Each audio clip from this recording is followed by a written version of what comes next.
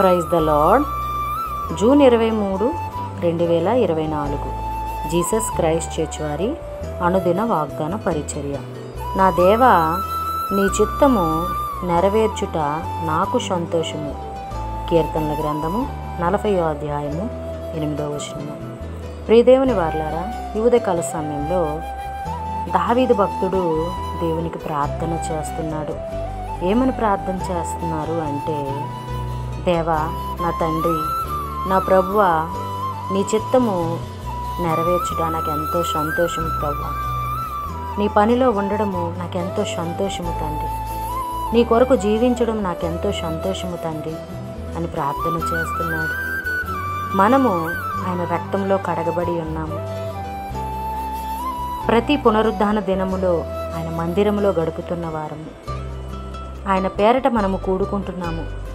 ఆయన మందిరములో, ఆయన ఆవరణంలో గడిపేవారము. మనము దేవునికి ప్రార్థన ఎలా చేస్తున్నాం? దేవుని చిత్తాన్ని నెరవేరుస్తూ, అది నాకు సంతోషము తండ్రి, నీ కోరిక, నీ ప్రణాళిక, అది నేను నెరవేర్చడం నాకు సంతోషము తండ్రి అని ఎప్పుడైనా ప్రార్థన చేశామా?